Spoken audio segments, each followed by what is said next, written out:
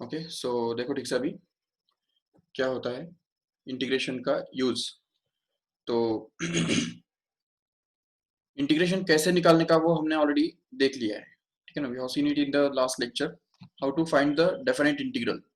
Now will see in this lecture what is basically the use of integration, ठीक है ना। तो उसमें सबसे पहला हम देखेंगे mathematical use, what happens in the mathematics, ठीक है ना, how the integration is used in mathematics, ये हम देखेंगे। दूसरा हम देखेंगे उसका फिजिक्स के अंदर क्या यूज होता है। तो ये दोनों यूज हमको करने हैं, देखने ही है। और दोनों यूज एक्चुअली हमको आगे चल के फिजिक्स में यूज होने वाले हैं, याद रखो ठीक से। Will have to use them in physics further. Okay, तो सबसे पहली बात जो है, तो it is used as a antiderivative. जैसा कल भी बताया था, लास्ट टाइम भी बताया था हमने कि उसका जो मीनिंग है, इंटीग्रेशन का मीनिंग ही ये है, इट्स अ एंटी डेरिवेटिव।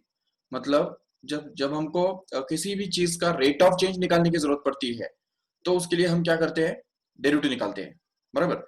और एक बार अगर डेरिवेटिव हमने निकाल लिया, तो उसके बाद वो किसका डेरिवेटिव है ये अगर हमको निकालना है, वो अगर हमको चाहिए, तो उसके लिए हमको उसका एंटी डेरिवेटिव निकालना पड़ेगा। मतलब ही हमको उसका इंटीग्रेशन निकालना पड़ेगा। जैसे फॉर एग्जांपल, एक एग्जांपल के तौर पे आपको बता रहा हूँ कि देखो सबसे पहला यूज जो इंटीग्रेशन का है मैं बता रहा हूँ।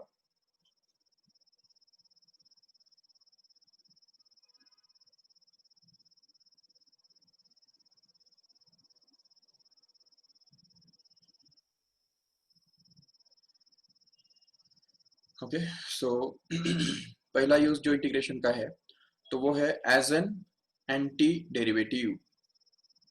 से एंटी डेरिवेटिव करके ये उसका यूज होता है। अच्छा, तो as a listing list out अगर करेंगे ठीक से, तो दूसरा उसका जो यूज है, तो वो है सम करने के लिए, ठीक है ना। It is used as a limit of sum. remember, this is the second use of integration, and the third use of integration is the area under the curve. Remember correctly, area under any curve can be found out using the integration. These are the three uses of integration. Let us see one by one. Okay,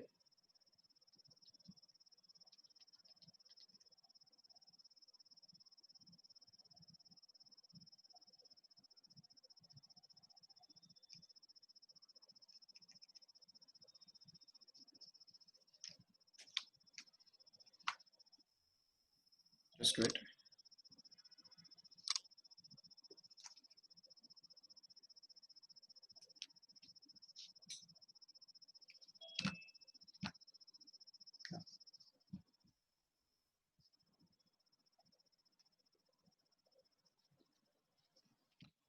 Okay, so these are the uses of integration.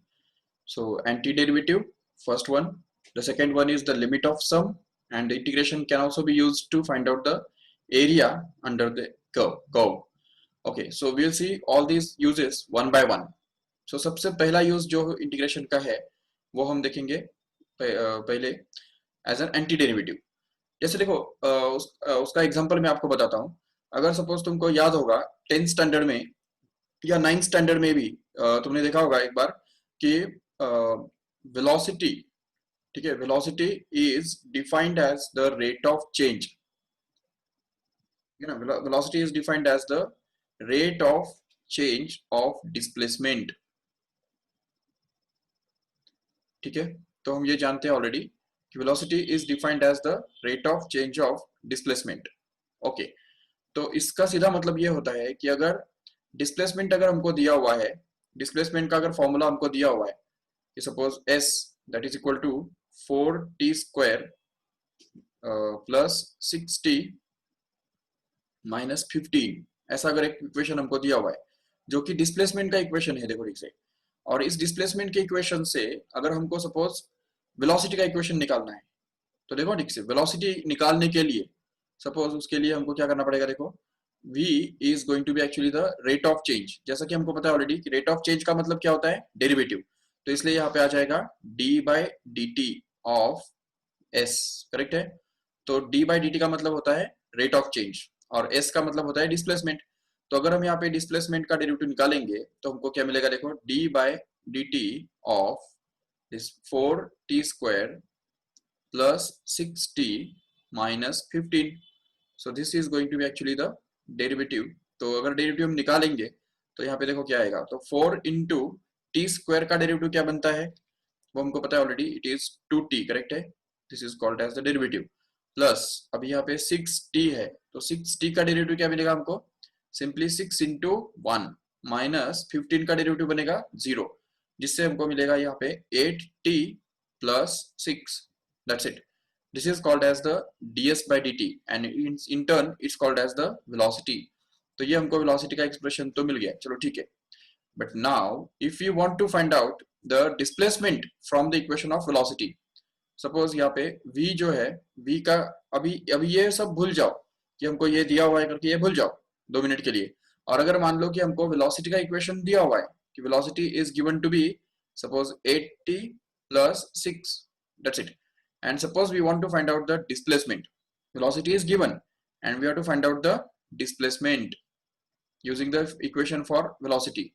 So how will you get how we are going to get it at, तो वो हम कैसे मिलेगा हमको, तो उसके लिए हमको ये करना पड़ेगा कि v को हमको सबसे पहले लिखना पड़ेगा, we know that v is actually equal to ds by dt, correct है, ds by dt मतलब ही क्या, the velocity is defined as rate of change of displacement. Okay, so just we can write this as ds by dt is going to be actually equal to 8t plus 6, correct है, and then we can just take this dt in that side so as to multiply this here and get this as ds is equal to in bracket 8t plus 6 into dt. Okay, and then just we can integrate both the sides simultaneously.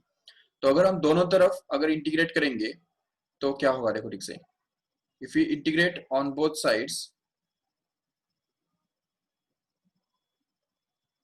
तो देखो क्या होगा, तो इस तरफ आ जाएगा integration of ds, correct है, जो उस तरफ आ जाएगा integration of 8t plus 6, that's it, ये हमको मिल जाएगा as a integration with respect to dt.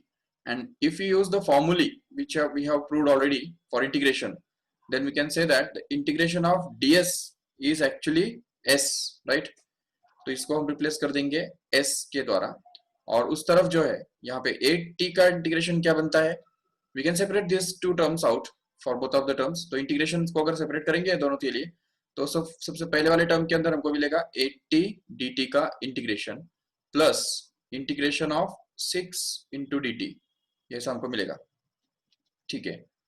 तो अभी इसको अगर हम सॉल्व करेंगे आगे तो देखो क्या मिलेगा, तो s can be written to be equal to 8 is a constant, can be taken out and we can get this integration of t only, okay, plus 6 is again a constant, can be taken out and integration of dt only will be left inside, so that we can get this as s is equal to 8 into, अभी जैसा कि हम जानते हैं integration of x dx, जैसे हमने last time भी देखा था, integration of x raise to n dx क्या बताया था, it happens to be x raise to n plus 1 upon n plus 1, correct है. According to that we can have this integration of x dx only, तो simply x का इंटीग्रेशन क्या बनता है कि बताया था, x raise to 1 plus 1 divided by 1 plus 1 which happens to be simply x square upon 2, correct है, जिससे हमको ये मिल जाता है यहाँ पे 8 into integration of t dt, ये क्या बनेगा, तो वो बन जाएगा simply t square upon t, that's it.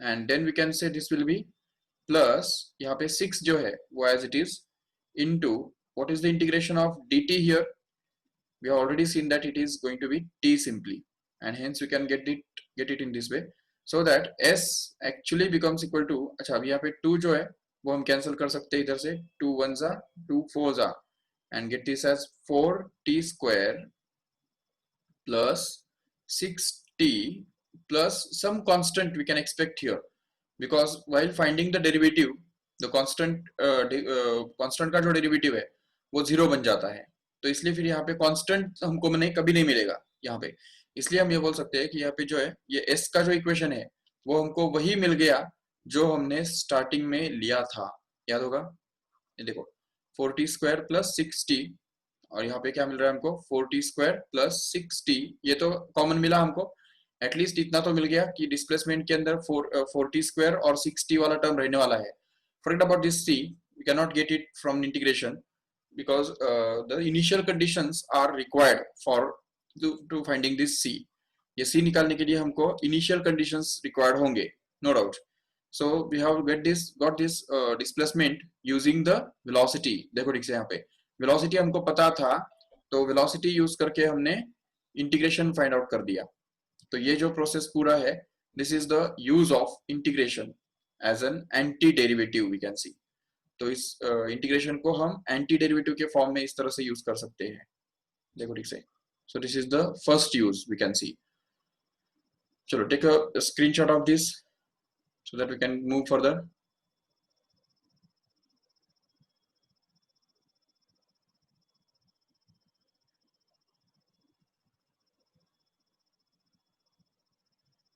Okay, now we'll see the second use of, not second use, first use का ही सेकंड एग्जांपल देखेंगे.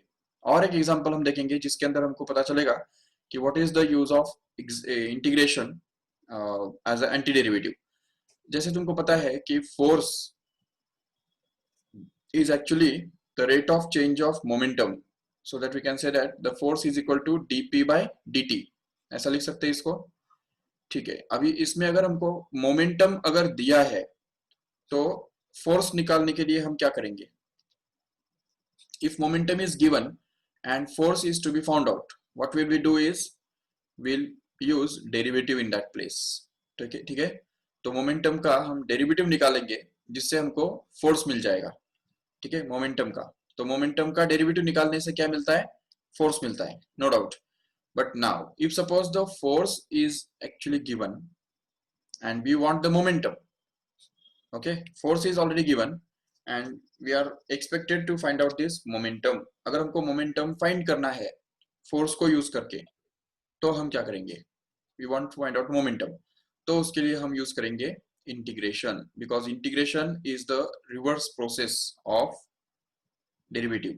And that's why if suppose force, equation of force is given depending upon time, and we want to find out the equation of momentum, then we'll find out the integration and find out this momentum. For example, suppose the force is given as, suppose 8t cube minus 4t plus 6, ये दिया हुआ है, ये t square है यहाँ पे, और यहाँ पे t है और -1, ऐसा है. सपोज ये फोर्स का इक्वेशन है. Okay, this is the equation of the force. And suppose we want to find out the momentum, equation for momentum. Okay, so how will you get that. First of all we will make use of this step here. ये जो हमको पता है already, तो हम यहाँ पे use करेंगे. We know that force is actually the rate of change of momentum, right. So we can write it as dp by dt. Okay, so here then we can get that dp by dt. अगर इस force के बदले, f के बदले अगर हम ये value डाल देंगे यहाँ पे, तो हमको मिल जाएगा dp by dt is equal to ये 8t cube minus 4t square plus 6t minus 1. Okay, so we have got this as a integration dp by dt, but we want to find out p, right? So in order to find out this p, what will it do is we'll take this dt in this other side and multiply it there, so that we get this value of dp simply to be equal to 8t cube minus 4t square plus 6t minus 1 into dt. Okay, and now we'll integrate both sides here. तो अगर इस तरफ, अगर दोनों तरफ अगर हम integration करेंगे तो हमको dp का इंटीग्रेशन क्या मिलेगा, तो dp का इंटीग्रेशन हमको मिल जाएगा p simply, and that is we want to find out. So if we integrate the both sides, then we can get this simplified up to integration of dp, which is equal to integration of, bracket में क्या आएगा, 8t cube minus 4t square plus 6t minus 1, that's it, into dt as it is. And now this integration of dp actually becomes p, right? And that is going to be equal to अभी 8t cube, इसका integration क्या बनेगा देखो, ये सब के लिए हमको सेपरेट करना पड़ेगा इंटीग्रेशन। तो ये 8t क्यूब का इंटीग्रेशन माइनस 4t स्क्वायर का इंटीग्रेशन प्लस 6t का integration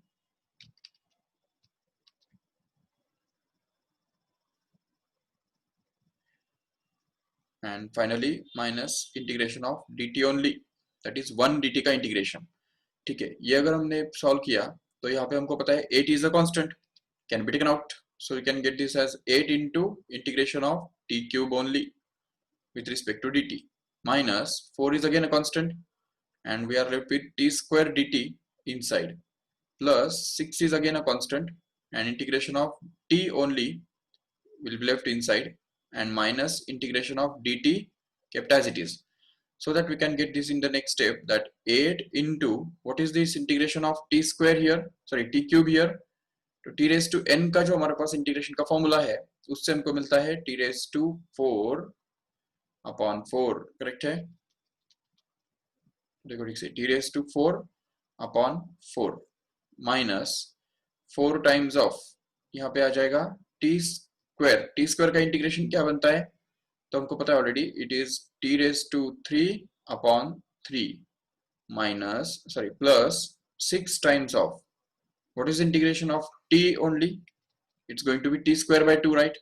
So here it is going to be t square by 2, okay, and finally minus what is the integration of dt only, it's going to be simply t, that's all, so that we can get this simplified as, तो अगर इसको sorry ये bracket यहाँ पे नहीं होना चाहिए, ये यहाँ पे खत्म हो गया, ये दूसरा ब्रैकेट बन गया यहाँ पे, ये तीसरा ब्रैकेट और ये चौथा ब्रैकेट है, ठीक है।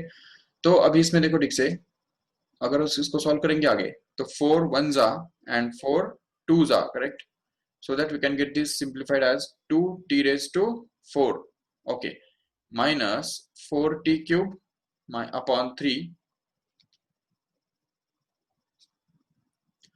here it is 2 1s 2 3s 6, so that we can get this simplified as plus 3t square and minus t, and one more thing is that we want to be sure about the constant, unsure about the constant, क्योंकि यहाँ पे एक constant भी आने वाला है, क्योंकि जब हम कांस्टेंट का डेरिवेटिव निकालते हैं तो जीरो हो जाता है, तो एक बार डेरिवेटिव निकाल लिया तो उसके बाद फिर वो कांस्टेंट कौन सा था, किस कांस्टेंट का डेरिवेटिव जीरो हो गया वो हमको पता नहीं हो सकता, तो इसलिए we can be unsure about the constant, and that's why we will have to be uncertain about the constant, and that's why plus c, that is a constant of integration, has to be added here in this way, तो ये हमको मिल जाता है, and this is going to be actually the expression for p, that's all.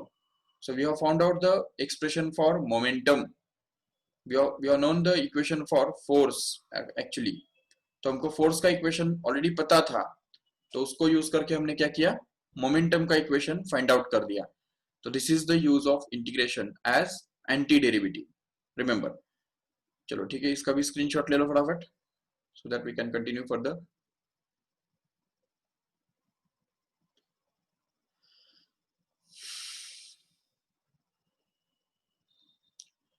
Okay, so next is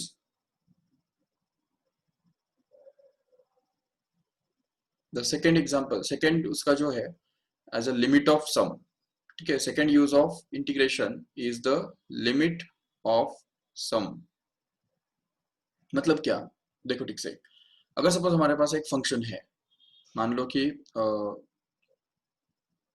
2x plus 3 ऐसा एक function है, ठीक है, और इसका जो वैल्यूज है तो वो अलग अलग जगह पे अलग अलग वैल्यूज पे अलग अलग उसका वैल्यू होगा, 2x plus 3 का वैल्यू, तो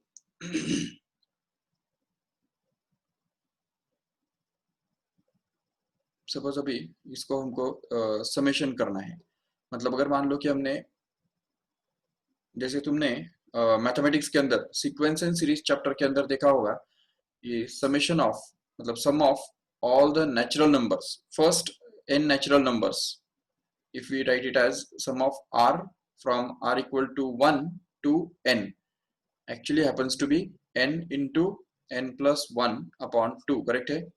ये हमने देखा है. It's a standard result in mathematics. Even we have also seen that the summation of r square from r equal to 1 to n happens to be n into n plus 1 into 2n plus 1 upon 6, correct है?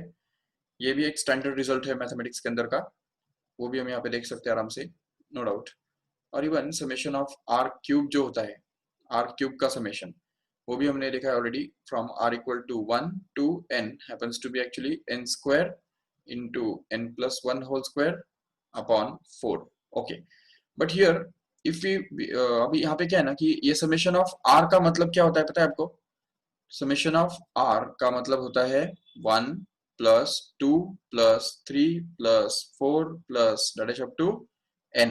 Okay, this is the meaning of this summation of r, and that is from r equal to 1 to n. Okay, but now if we just think about, suppose अभी यहाँ पे ये जो 1 2 3 4 ये जो natural numbers है ये ऐड होते जा रहे हैं, तो इसलिए हमको इसका जो वैल्यू है वो इस फॉर्मूला से मिल जाता है, no doubt. But can you think of adding the numbers, all numbers between 1 and n? Check. अब यहाँ पे 1 और n के बीच में कितने नंबर्स है, तो देख सकते हो ठीक से कि 1 और n के बीच में अभी सपोज 1 के बाद कौन सा नंबर आता है? 2. वो तो नेचुरल नंबर के बारे में हो गया ना. अगर हम देखते हैं रियल लाइन पे, ये सपोज रियल लाइन है हमारा, तो रियल लाइन पे यहाँ पे सपोज 0 है, ओके, और यहाँ पे सपोज 1 है, तो 0 और 1 के बीच में कितने नंबर्स आते हैं? इनफाइनाइट नंबर्स आते हैं.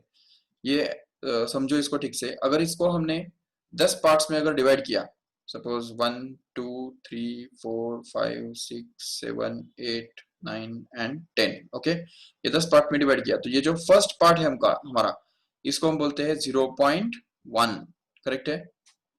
तो अगर हम सपोज ये 0.1 यहाँ पे 1 और 2 या 1 और 0 0 1 2 इन सब के तो एडिशन हम ऑलरेडी कर रहे हैं, नो डाउट.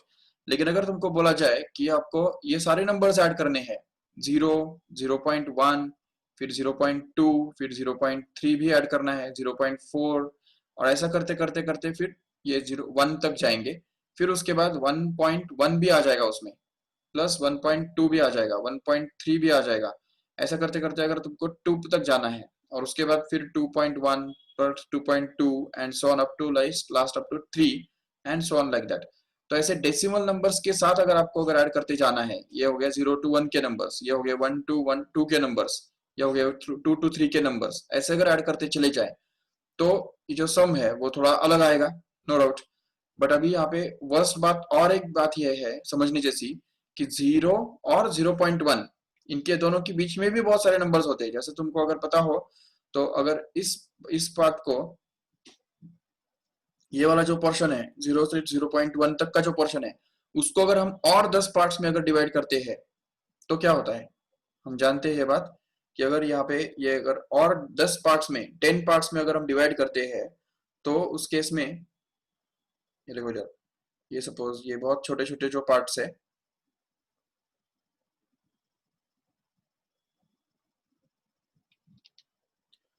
देखो we can just divide this finally fine structure इस तरह से, और हम डिवाइड कर सकते हैं.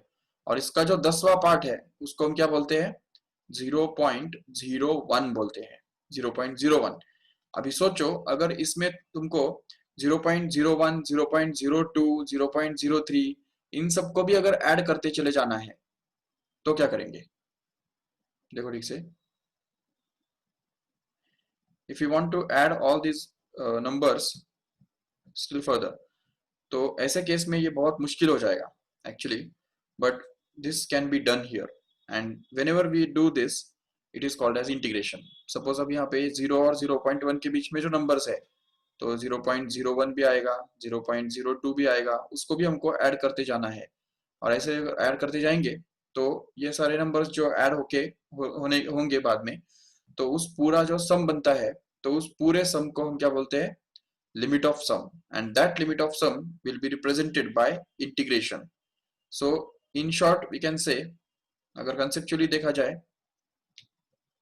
तो देख सकते हो यहाँ पे कि समेशन ऑफ आर के अंदर क्या होता है ना कि r is allowed to vary from 1 to n, बराबर है। आर जो है हमारा 1 से लेके n तक ही वेरी करने के लिए अलाउड किया जाता है, ठीक है। उसमें 1 के बाद कौन आता है, 2 आता है, 1 फिर 2 प्लस 3 फिर 4, ऐसे डिस्क्रीट वैल्यूज हमको मिलते हैं। बट व्हेन वी से integration of x here from suppose 1 to 10, मान लो ये integration of x from 1 to 10, ये अगर हमको निकालना है x dx, तो इसका ये मतलब होता है कि इसके अंदर 1 तो आएगा ही, नो डाउट, बट 1 प्लस 1 1.1 भी आएगा, फिर उसके बाद 1.2 भी आएगा, इसके बाद 1.3 भी आएगा, फिर जाके ये 2 आएगा, फिर 2.1 भी आएगा, 2.2 2.3 and so on up to 3, and then ऐसा करते करते लास्ट में हम 10 तक पहुंचेंगे। ना सिर्फ इतना, बल्कि 1 और 1.1 के बीच में जो इतने जितने सारे नंबर्स है, just like 1.01 1.02 1.03 and so on, all this numbers are also to be considered. Even इनके बीच में जो नंबर्स है, ये 1 और देखो 1 प्लस ये 1.01 हमको करना है, इनके बीच में भी बहुत सारे नंबर्स होते हैं, just like 1.001, then 1.002 and then so on up to infinity। तो ये सारे जो नंबर्स है, ये जब हम ऐड करते हैं तो उसको बोलते हैं integration of x dx। Remember, getting what is the basically difference between simply the summation and integration. See here, the difference between the summation and integration is that in summation we consider only natural numbers, not the fractions. But when we carry out this integration, we'll have to take the sum of all the numbers, including all fractions also, decimal numbers also, all the points on the real line have to be considered here, and that is called as actually the integration। तो ये integration का मतलब है, and this basically is the difference between summation and integration, remember। तो जब हम बोलते हैं कि यहाँ पे चलो ठीक है, अभी अगर हमको इसको निकालना है तो कैसे निकाल सकते हैं, देखो, तो उसके लिए हमको पता है कि इंटीग्रेशन ऑफ x dx, उसके लिए फॉर्मूला क्या बनता है, सिंपली हमको पता है x स्क्वायर अपॉन 2, ये फॉर्मूला बनता है, and that is from 0 to 1 to 10, correct है। So if you simplify this further then we can get this 10 square upon 2 as a final here, minus here 1 अगर replace करेंगे तो हमको मिलेगा 1 square upon 2 which happens to be simply 100 upon 2 minus 1 upon 2 which happens to be 99 upon 2, and if this 99 upon 2 is simplified, we can get it as 49.5, check, this is going to be actually the 49.5। what is this actually, this is the sum of all real numbers between 1 and 10, you can see clearly। So this is surprising actually, even if we cannot count all the numbers between 1 to 10, there are infinite numbers from between 1 to 10, but still we can find out their sum, this is their sum। तो ये हम समझ सकते हैं आराम से what is the meaning of integration, and basically this is the difference between integration and summation। just like in another example, if you see, अगर suppose r square, summation of r square का मतलब क्या होता है, the sum of all the squares from 1 to suppose 5। अगर मान लो कि ये summation of r square from r equal to 1 to 5 अगर हम carry out करते हैं, या चलो 0 to 5 carry out करते हैं, r from 0 to r equal to 5 अगर ये carry out किया तो कितना मिलेगा हमको, ये सिंपली 1 का स्क्वायर हमको करना पड़ेगा, फिर दूसरा 2 का भी स्क्वायर करना पड़ेगा, 2 का स्क्वायर, 3 का स्क्वायर भी हमने किया, सपोज 4 का स्क्वायर और 5 का स्क्वायर, दैट्स इट। तो अगर ये सारे स्क्वायर्स अगर हम ऐड कर देंगे तो कितना मिल जाएगा हमको, देखो 1 plus 4 is, so the sum of all these ये देखो 1 plus 4 plus 9 plus 16 plus 25, what is this 1 plus 4, 5, 5 plus 9 is 14 plus 16 is 30 and this is 45, correct है, चेक करो। 45 मिल रहा है हमको, तो ये बन गया 45। Yes, alternatively we can use this formula directly. ये फॉर्मूला हम डायरेक्ट भी यूज कर सकते हैं। इसमें से हमको क्या मिलेगा, देखो 5 इंटू 5+1 मतलब 6, क्योंकि 5 तक ही हमको निकालना है ना सम, तो इसलिए 5 इंटू 6 इंटू 5 2 10 +1 11 अपॉन 6। तो इसमें से ये 6 कैंसिल हो जाएगा और हमको क्या मिलेगा, 11 into 5 which is going to be 55। yes, it's going to be 55। check 25 plus ये 25 and 5 extra, ये दोनों का एडिशन 25 बनता है, बराबर है, और ये दोनों का एडिशन 5 बनता है, तो 25 + 5 बिकम्स 55 एक्चुअली, बराबर है। तो इसलिए ये जो पूरा सम बनेगा तो वो हमारा 55 बनेगा, नो डाउट। ओके, तो अब ये जो सम 55 है, it is the sum of all squares from 0 to 5, but here we are not included the fractions, right? Fraction हमने इंक्लूड नहीं किए हैं, बट अगर हमको इंक्लूड करने हैं तो उसके लिए क्या करना पड़ेगा हमको, integration. So integration of x square dx from 0 to 5 has to be found out. तो अगर हम ये करेंगे वर्कआउट तो हमको क्या मिलेगा, देखो it will be x³ upon 3, okay, x³ upon 3, and that is from 0 to 5, okay, so that if we replace this 5 first, then we can get this as 5 का cube upon 3 minus 0 का cube upon 3, तो जिससे हमको ये मिल जाता है 125 upon 3। what is this 125 upon 3? it's actually going to be 41.167, okay, so this number is actually called as the, theoretically it is regarded as a sum of all the squares from 0 to 5। तो 0 से लेके 5 तक जितने भी सारे real numbers है उनको add करने के बाद हमको ये सम मिलता है, and this is the meaning of integration which is called as the limit of sum। remember when we say the limit of sum, तो limit of sum का मतलब यही है कि we have to consider it as the limit of sum। तो मतलब सम जो हम निकालते हैं, समेशन जो निकालते हैं, उसके अंदर जो वेरिएबल है, variable can take only in fix values, just like integral values only, but if the variable can take all the values, all the real values, then we will have to carry out this integration। तो ये integration का meaning यहाँ पे अच्छी तरह समझ के लो। This is the second use of integration, that is the limit of sum, okay। example, for example, see here,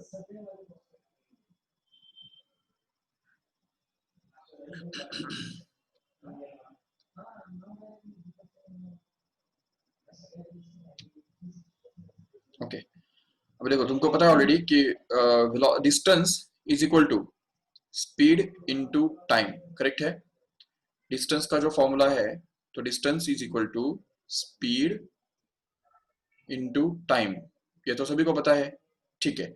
but अगर सपोज स्पीड जो है, वो स्पीड अगर सपोज कुछ है 16 किलोमीटर पर आवर है, और टाइम अगर सपोज 3 आवर्स है, तो डिस्टेंस कितना ट्रेवल हुआ वो हम निकाल सकते हैं आराम से, क्योंकि हमको स्पीड का वैल्यू पता है और वो स्पीड कांस्टेंट है एटलीस्ट।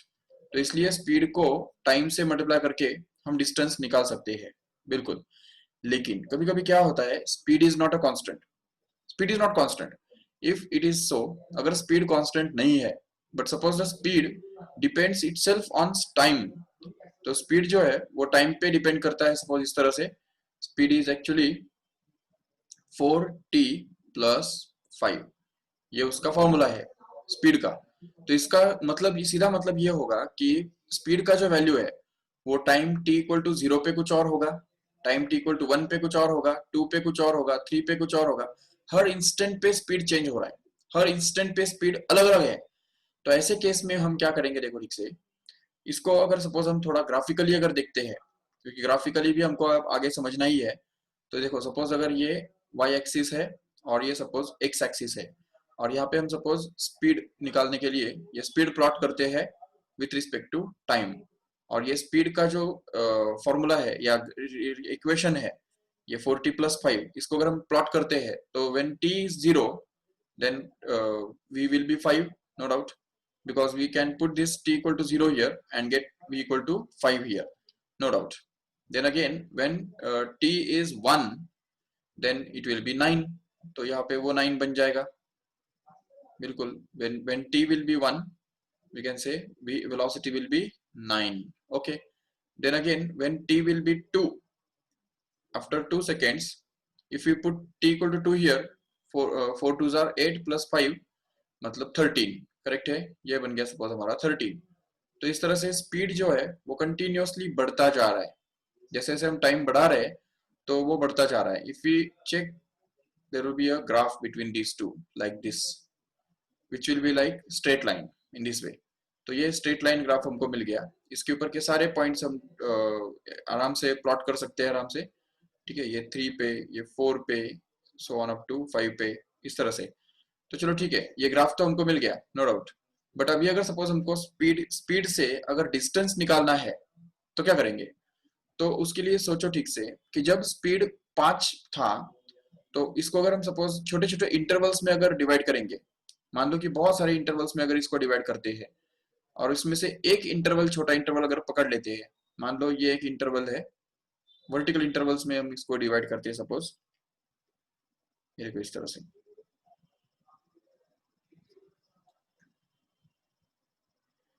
ये एक छोटा स्ट्रिप है. ओके, अच्छा अभी इसमें देखो इस टाइम इंटरवल के अंदर, ये टाइम इंटरवल जितना भी छोटा होगा, अगर मान लो वो इंटरवल सपोज dt है, dt, तो उस इंटरवल पे जो स्पीड होगा तो उसका वैल्यू कुछ होगा v सपोज. तो उस समय का वैल्यू उस समय के हिसाब से अलग अलग होगा, कुछ ना कुछ तो भी हमको पता नहीं कितना होगा, बट उसको हम v से डिनोट करते हैं. चलो ठीक है, तो इस स्पीड से इस टाइम dt टाइम के अंदर कितना डिस्टेंस ट्रेवल किया जाएगा? तो v मल्टीप्लाइड बाय dt, इतना डिस्टेंस ट्रेवल किया जाएगा, करेक्ट है. तो the distance travelled in the short interval of time we can denote it by ds, which will be actually v into dt, where v is the velocity at that instant and dt is the time interval for which this velocity can be supposed to be constant. This time interval is very small, so small that we can say that this velocity is going to be constant over that interval. तो उस interval पे ये velocity जो है वो constant है, ऐसा हम मान सकते हैं. उतना छोटा वो इंटरवल हमने कंसिडर किया है. चलो ठीक है, तो अभी ये सोचो कि ये हो गया distance travelled in that small interval. Okay, but if we suppose proceed further, अगर यहाँ पे और एक इंटरवल हम लेते हैं सपोज, यहाँ पे एक दूसरा इंटरवल हमने ले लिया, मान लो ये देखो, उसका भी थिकनेस बहुत छोटा है, उसको हम dt से डिनोट कर देंगे चाहिए तो सपोज, और वो इंटरवल भी इतना छोटा होगा जिसकी वजह से यहाँ पे ये जो वेलोसिटी है तो वो वेलोसिटी यहाँ पे v बनेगा. तो यहाँ पे इसको हम बोल सकते हैं v1, इसको बोल सकते हैं v2, फिर आगे जाके बोल सकते हैं v3 and so on like that.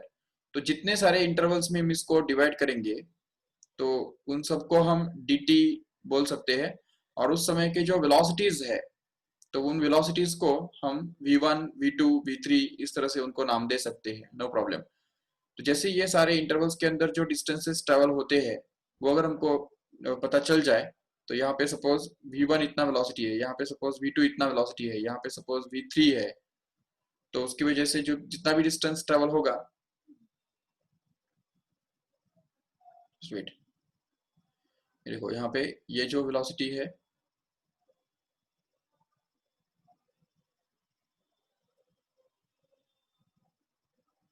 ठीक है, ये वेलोसिटी इसको हम बोल सकते हैं v1, इसको बोल सकते हैं v2, इधर जो वेलोसिटी है इसको बोल सकते हैं v3. बट अभी यहाँ पे इस इन इंटरवल्स के अंदर जितना भी डिस्टेंस वो ट्रेवल करते हैं वो सारे डिस्टेंसेस कैसे हमको मिलेंगे? देखो, तो ये तो चलो हो गया first distance travel, first interval के अंदर जो डिस्टेंस ट्रेवल किया तो वो हमको मिल गया इस तरह से. ओके, सेकेंड इंटरवल के अंदर जो डिस्टेंस ट्रेवल होगा तो उसको हम ये s1 और v1 बोल सकते हैं. ds2 को क्या बोल सकते हैं? v2 into dt. सेम वैसे ही ds3 मतलब थर्ड इंटरवल के अंदर जो डिस्टेंस ट्रेवल हो रहा है उसको हम बोल सकते हैं v3 इंटू dt.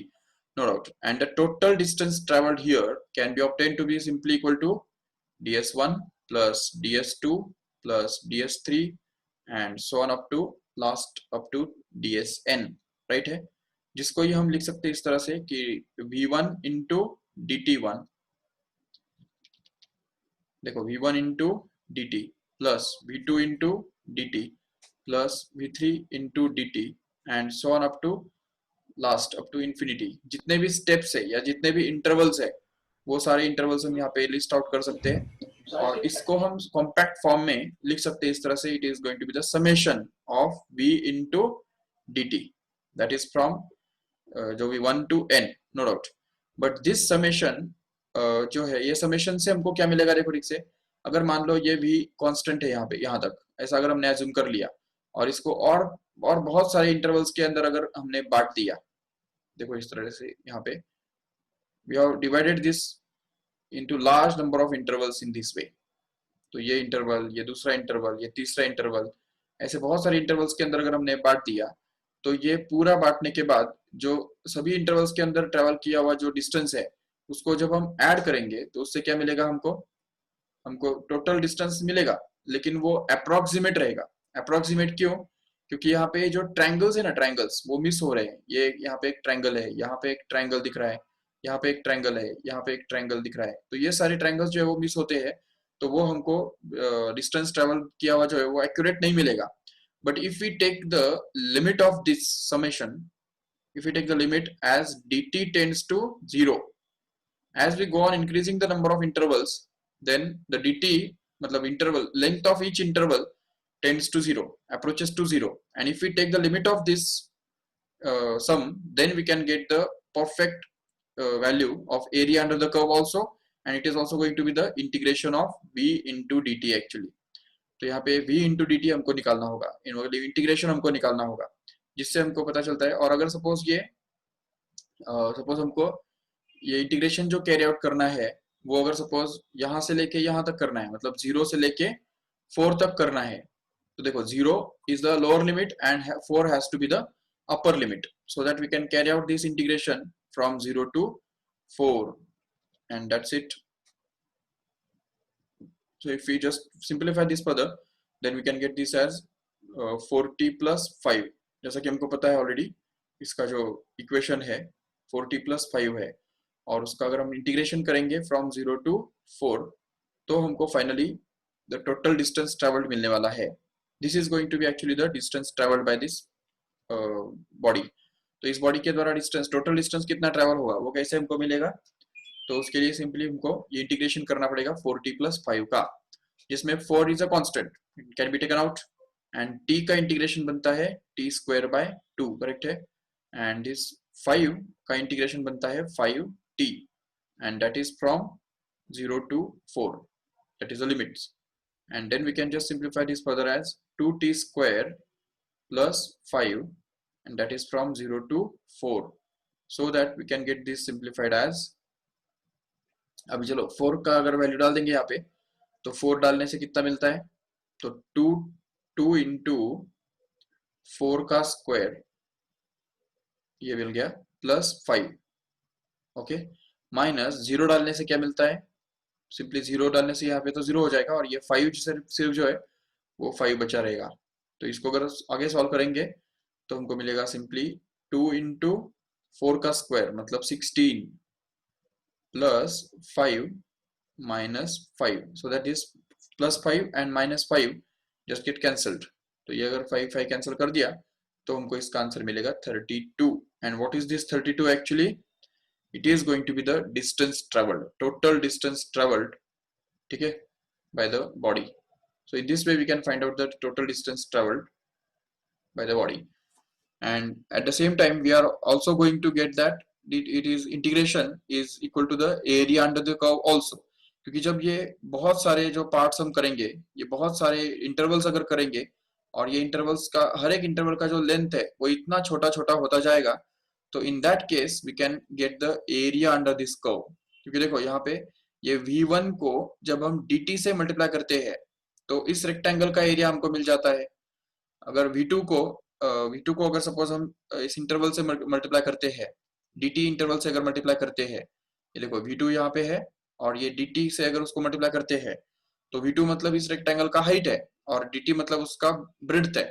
तो इन दोनों को अगर मल्टीप्लाई करते हैं तो इस रेक्टेंगल का एक्चुअली हमको एरिया मिल जाएगा। देखो ठीक से, ये वाला रेक्टेंगल का एरिया। ऐसे अगर हर एक रेक्टेंगल का एरिया निकालते अगर ऐड करते चले जाए तो finally what we are going to get here is we are going to get the total area under this curve. So in this way we can get the area under the curve using the integration. So this is going to be the third application of integration. So remember, these are the applications of integration and we can use this in the physics.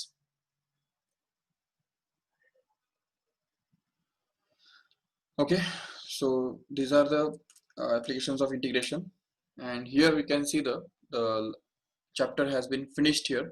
तो यहाँ पे ये chapter खत्म होता है mathematical tools. तो let us start the next chapter next time. Okay, तो तब तक आपके लिए होमवर्क ये रहेगा कि इस चैप्टर के नीचे के जो एक्सरसाइज है, एक्सरसाइज क्वेश्चंस, वो आपको सॉल्व करके सबमिट करने हैं गूगल क्लासरूम के अंदर। ठीक है, तो मैं आप आज एक गूगल क्लासरूम के अंदर वो होमवर्क डाल दूंगा कि आपको सारे जो एक्सरसाइज क्वेश्चंस है वो आपको सॉल्व करके सबमिट करने हैं करके। तो please submit all the questions, unsolved questions from the textbook in Google Classroom up to Monday. चलो मंडे तक आपको टाइम देता हूँ, बट उस मीनवाइल अगर आपको कुछ इसमें डाउट आता है तो वो आप आराम से पूछ सकते हो, लेक्चर में भी पूछ सकते हो। Yes, you can take the screenshot. Which screen you want the screenshot of? ये स्क्रीन का स्क्रीनशॉट तो आप ले सकते हो आराम से।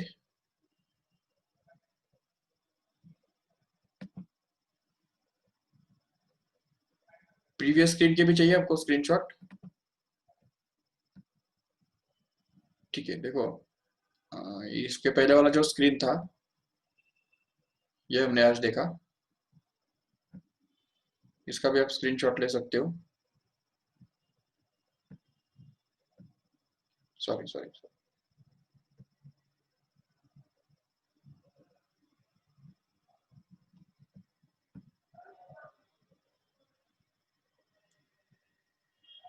Yes, okay.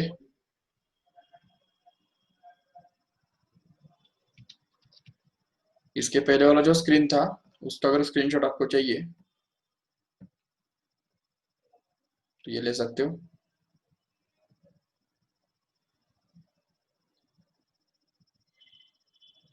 अरे सॉरी,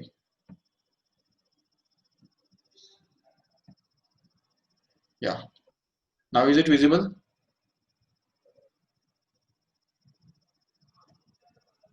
ओके, ये बीच वाला था, इसके बाद हमने ये किया था।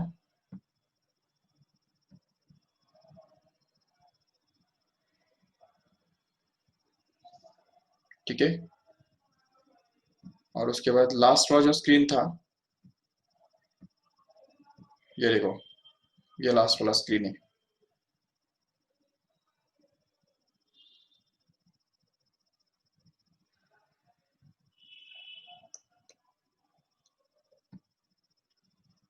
ओके, चलो ठीक है। So let us stop this lecture here.